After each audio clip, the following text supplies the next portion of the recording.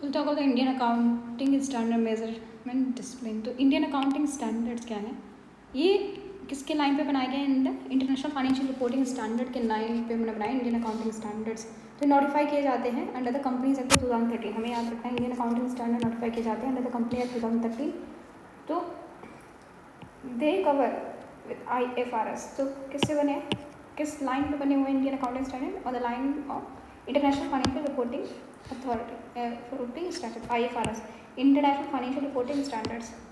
फिर Indian accounting standards है, ये बोलते हैं कि हर एक कंपनी अपनी जो फाइनेंशियल एसेट है फेयर वैल्यू पे दिखानी चाहिए।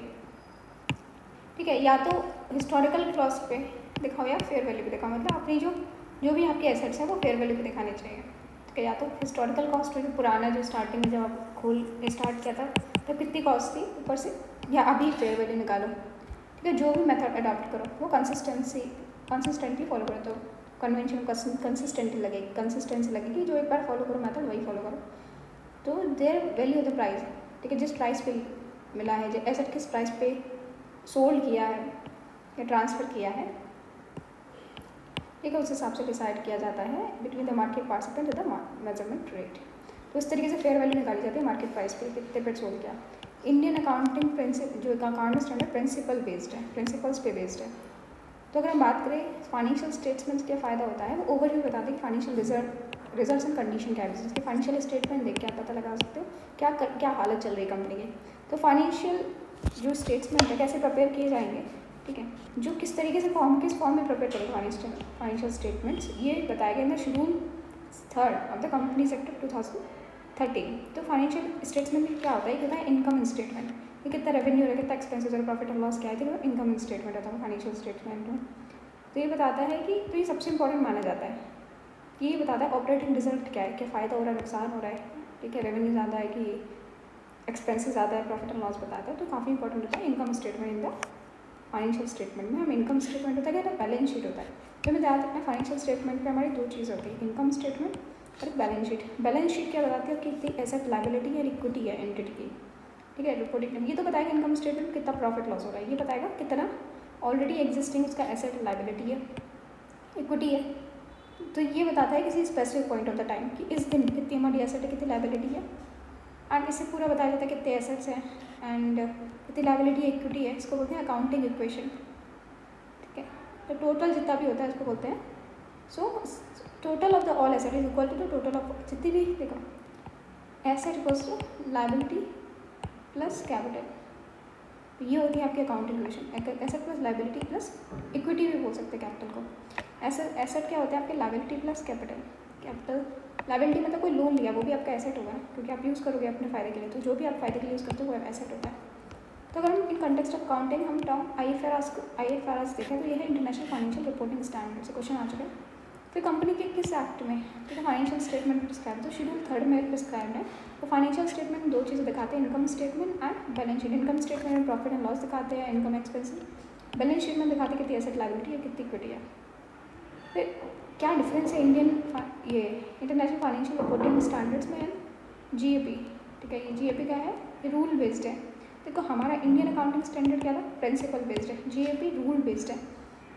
तो अगर देखिए तो हमारा शेड्यूल 3 में कंपनी एक्ट 2013 फॉर्म दिखाएगा किस तरीके से वो बैलेंस शीट प्रिपेयर करना है। बैलेंस शीट में शो करना है हमें इनकम स्टेटमेंट एंड सॉरी कैसे हमें फाइनेंशियल स्टेटमेंट प्रिपेयर करना है। फाइनेंशियल स्टेटमेंट में शो करनी है income statement and balance sheet, क्योंकि हम इनकम स्टेटमेंट बनाएंगे हमें पता चलेगा कितना हमारा प्रॉफिट एंड लॉस हो गया, कितना रेवेन्यू आ रहा है, कितना एक्सपेंस हो गया। लेकिन पूरी अगर कंपनी की एसेट लायबिलिटीज़ देखने तो आपको बैलेंस शीट देखनी पड़ेगी, वही पता है एसेट लायबिलिटी एंड कैपिटल। तो IFRS के देखें तो ये रूल बेस्ड होता है। तो शेड्यूल 3 ऑफ कंपनीज एक्ट में दिखाया गया है, तो इसने बोला है कि balance sheet term should be detected under prescribe date.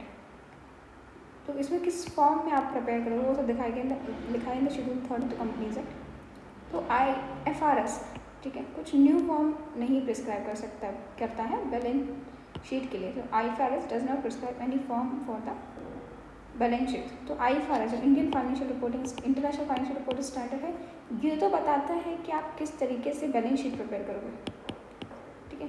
लेकिन ये, ठीक है, लेकिन जो हमारा मतलब इंडियन लॉ बताता है लेकिन IFRS नहीं बताता है। तो हमें याद रखना है इंडियन लॉ बताता है, इंडियन अकाउंटिंग स्टैंडर्ड्स बताते हैं कि किस तरीके से आप बैलेंस शीट प्रिपेयर करोगे, लेकिन जो इंटरनेशनल फाइनेंशियल रिपोर्टिंग सेंटर ये नहीं बताता, कोई फॉर्म नहीं बताता।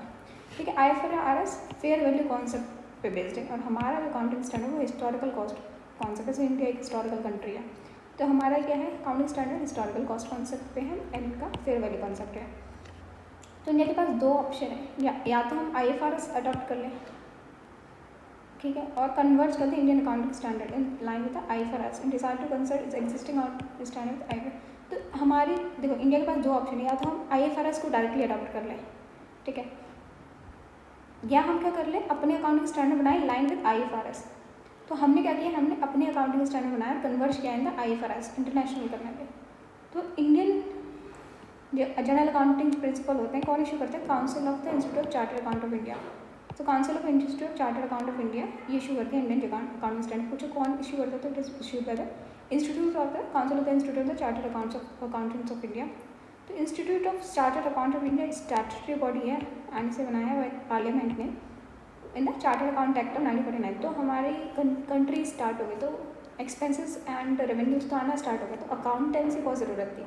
इसलिए जैसे ही आज़ाद हुई कॉन्स्टिट्यूंट असेंबली बनने के बाद हमारा बन गया चार्टर्ड अकाउंटेंट एक्ट 1949 आ गया। चार्टर्ड अकाउंटेंसी को रेगुलेट करने के लिए बहुत इंपॉर्टेंट थी, तो 1949 में ही आ गया था। तो किसके अंडर कंट्रोल में था, मिनिस्ट्री ऑफ कॉर्पोरेट अफेयर्स। सो ये chartered Indian institute of chartered account of India ministry of corporate affair के अंदर आता है, क्योंकि कॉर्पोरेट सी का अकाउंट मेंटेन करना बहुत इंपॉर्टेंट होता है। और अगर ये देखें institute chartered account of India second largest professional body है चार्टर्ड अकाउंटेंसी वर्ल्ड में, ठीक है, एंड काफ़ी स्ट्रॉन्ग ट्रेडिशन है इंडियन इकोनॉमी को सर्विस प्रोवाइड करने में पब्लिक इंटरेस्ट। तो इसको मैनेज कौन करता है, इसमें एक काउंसिल होती है जो भी प्रोविजन रखे चार्टर्ड अकाउंट एक्ट 1949 उस हिसाब से काम करती है काउंसिल। एंड एक है चार्टर्ड अकाउंट रेगुलेशन 1988, उसके हिसाब से काम करती है अपनी institute of chartered accounts of India.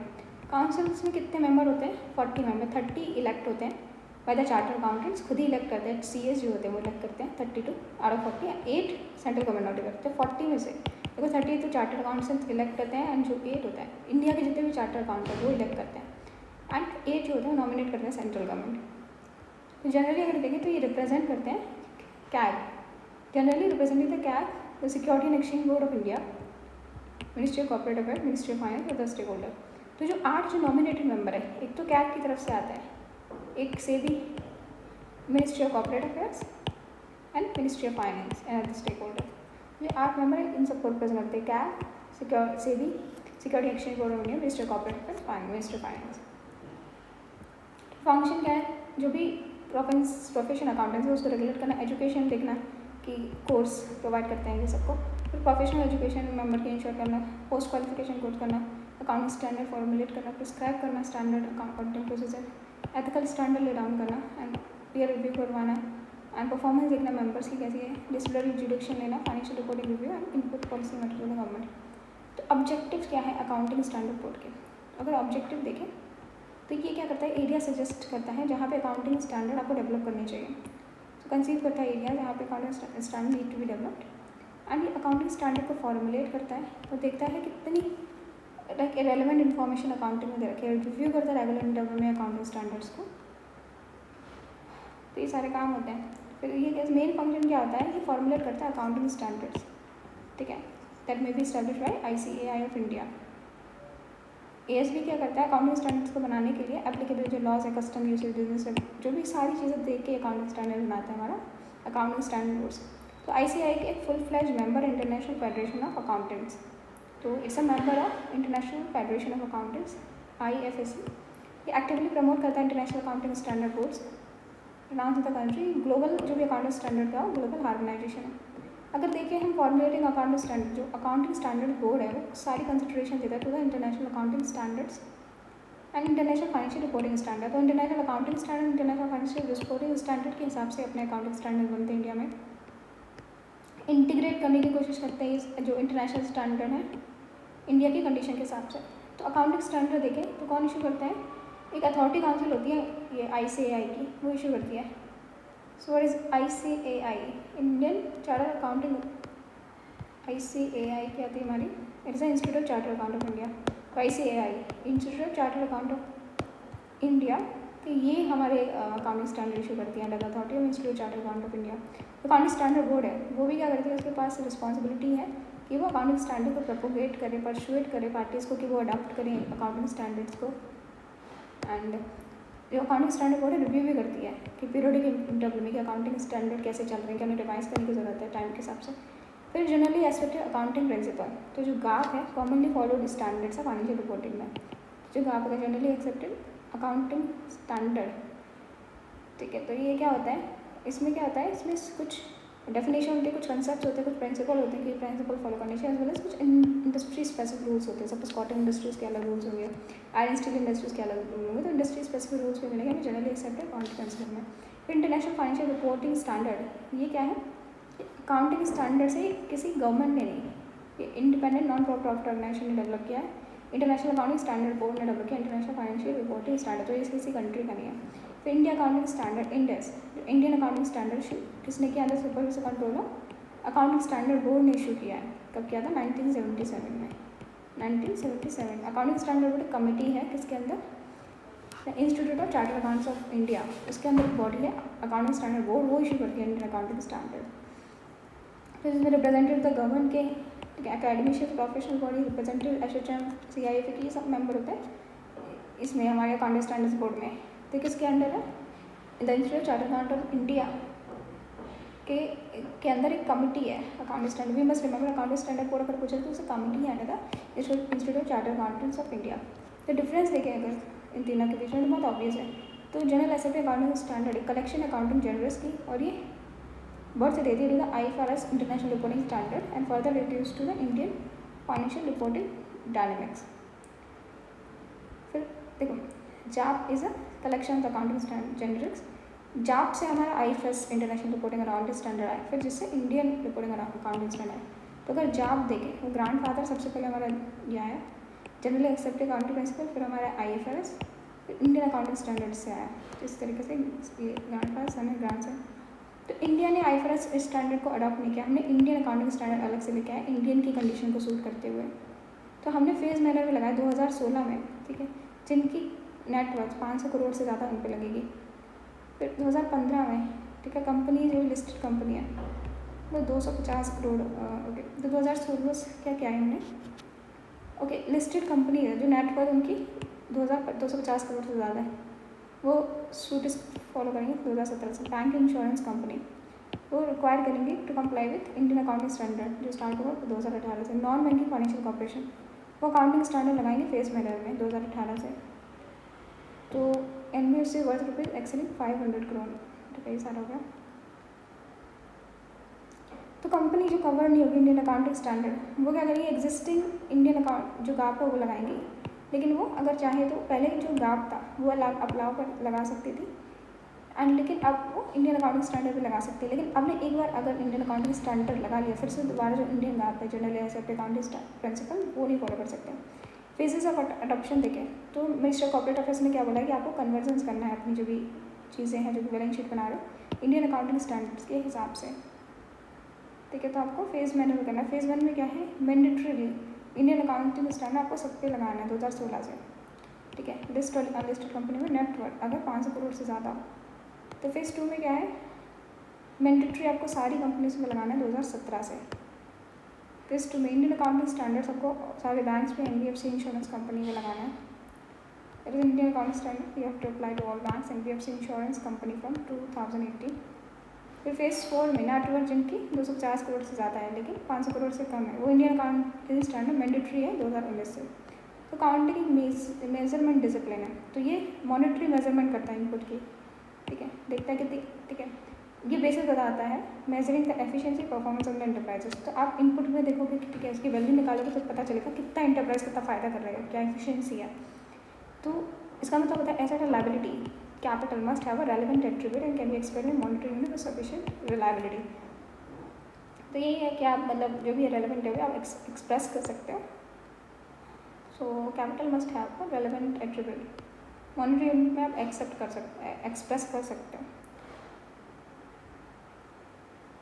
ठीक है। मतलब जो कैपिटल है उसका रेलेवेंट एट्रीब्यूट होना चाहिए, मतलब मॉनेटरी वैल्यू में आप एक्सेप्ट कर सकते हो, रिलायबल होना चाहिए। तो जनरली 4 मेजरमेंट होते हैं अकाउंटिंग प्रिंसिपल में, historical cost, current cost, realisable cost and present value. तो हिस्टोरिकल कॉस्ट क्या होता है, एक्विजिशन प्राइस बोलते हैं हिस्टोरिकल कॉस्ट। तो जो भी आप कैश पे करते हो किसी एसेट को एक्वायर करने के लिए, हिस्टोरिकल कॉस्ट। लायबिलिटी को आप रिकॉर्ड करते हो the same time, proceed receiving the exchange of the obligation. ठीक है, तो historical cost means acquisition price. तो आप किसी को, तो हिस्टोरिकल कॉस्ट क्या होगा? ठीक है, जिस प्राइस पे आप क्या कर रहे हो, एक्वायर कर रहे हो, कि आपने किसी को कैश पे किया, कुछ जो भी जब आपने कोई चीज़ खरीदी उस टाइम जो कैश पे किया होगा वो हिस्टोरिकल कॉस्ट हो जाएगा और एक्विजिशन प्राइस हो जाएगा। तो लायबिलिटीज़ को आप रिकॉर्ड करोगे the amount proceed receive in the exchange of obligation. तो लायबिलिटीज़ आप रिकॉर्ड करोगे उस अमाउंट ऑफ प्रोसेट में। ठीक है, okay, in the exchange of obligation.